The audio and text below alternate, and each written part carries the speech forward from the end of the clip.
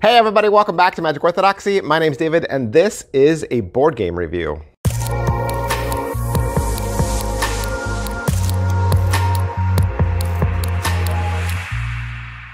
Hey everybody, welcome back to the channel. Thanks for being here. It is game week. That's right, it is game week, card game week, board game week. We are looking at games. Why? Why are we looking at games?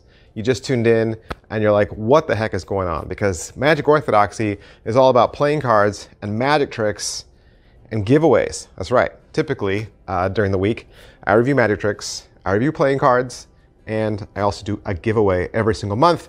I do giveaways here on YouTube, I do giveaways over on Instagram, and I'm even on TikTok doing magic tricks. So what's the deal with games, dude? Why are you doing games? I'll tell you. Because I love playing cards, right? I've always loved playing cards. And you use playing cards to play cards. So I like card games, naturally. I like poker, I like solitaire, lots of card games I like. And that crossed over into collectible card games. So I was doing Magic the Gathering, doing Pokemon, I play Boss Monster, I play some of the Marvel games, I play Munchkin, so there's a lot of games I enjoy. And so in the past, I have used this channel to review CCGs and board games. Go look it up. Look up some of my old stuff. You definitely find some old board game reviews back there. And people like board games. Okay. As for as many people that are out there that collect playing cards, that are also massive board game collectors. So it is definitely a thing. And for me, the weirder the better.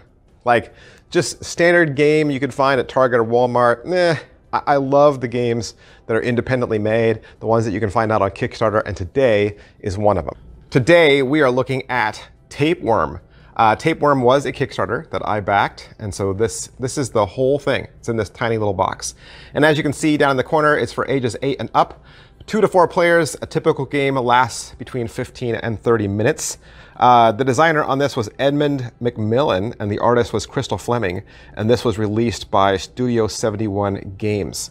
Let's say you open up the box. What are you going to find inside? The first thing you'll see is a little game sheet, but you're not going to need that, because I'm going to tell you how to play in this video. And then really the rest of it is just a giant, massive draw pile, okay? The backside is pink. It says Tapeworm on it. And there are different card types, but you want to shuffle these all up, and then we'll walk through the card types and tell you exactly how to play. And should anything be too complicated, every player will get a little basic instructions card that has the turns on one side and the definitions of the symbols on the other. First thing you want to do is you want to find this. This is the start tile, okay? You're going to start with this, obviously, and you're going to place it down in the middle of the table between every single player. Then you're going to shuffle up the draw pile, and you're going to deal 5 cards to every player, and then players are going to take their turns going clockwise. And then when it is your turn is pretty simple. You're going to draw a card from the Tapeworm deck, and then you're going to play a card from your hand. And what you're looking for is matching colors. So let's say we're starting off of the start card, and I have this one card I want to play. Obviously, it connects red to red, and so I'm going to lay it down right there. Unless I had a white, then of course I could play it here, or a pink, I could play it here. But with this, there aren't any other colors I can play. And as long as I'm not changing the color, I can play cards continuously. So if I have another red, I could attach it right there in my same turn, okay? As long as I don't change the color. As soon as I change the color with the second half, I would have to stop. Now you might also notice that on some of the cards, there is also a little icon in one corner, and that icon will allow you to take an extra action. So if you get a shovel, that means dig, and you can draw a card and then discard a card.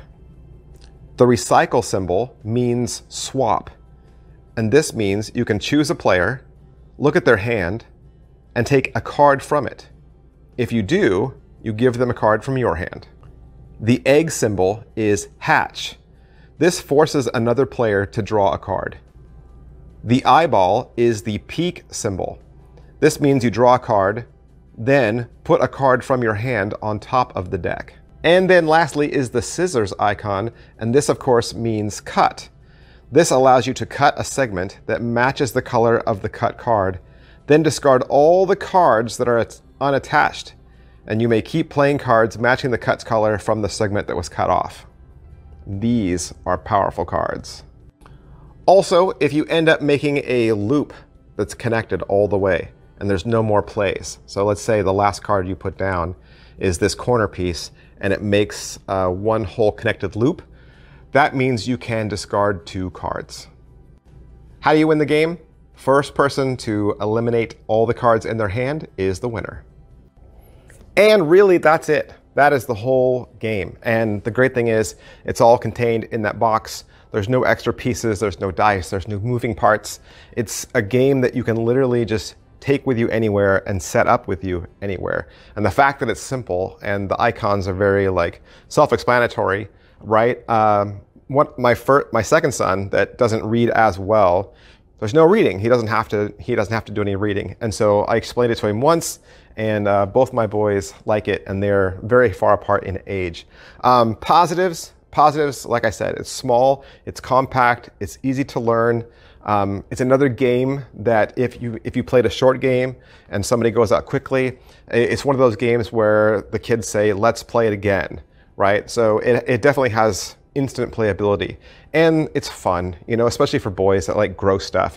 It's tapeworms, right? And the worms have funny faces and jaggedy teeth, and you get to see them do, funny things as they make funny shapes. Negatives, really the only negatives our family's ever had is sometimes there's a lot of passing. Like you'll take a card, look at it, and still say, wow, I have no moves. And then you just pass and go to the next person, and they draw a card and they're like, wow, I have no moves either. Because you're looking at the table, and the table's only, one color. There's only one color moves or 2. And or you've drawn the worm into a corner, and there's really no more places to go on the table. So that happens sometimes. You'll lap the table a few times and no one has any moves until somebody can change the color or cut, right? But of course you will want to hold on to your rules, because there are some extra things in there, and of course some Q&As they'll answer for you should you get stuck on a rule or just come across something and you're like, I don't know what to do. But for the most part, it's going to play exactly like I said. That's Tapeworm. That's our game review for today. Keep coming back for the rest of this week. We'll look at a different collectible card game or board game the rest of this week. Thanks for watching, guys. I'll see you next time. Bye. Hey, would you like to learn a magic trick? You would? Did you know I have a second channel? That's right. I have a second channel where I teach beginning level magic tricks. Magic Channel Card Tricks is a place that you can go to learn tricks with ordinary items you can find around the house. Paper clips, rubber bands, pens, and of course, decks of cards. I teach beginning level card tricks, simple card forces that anybody could learn.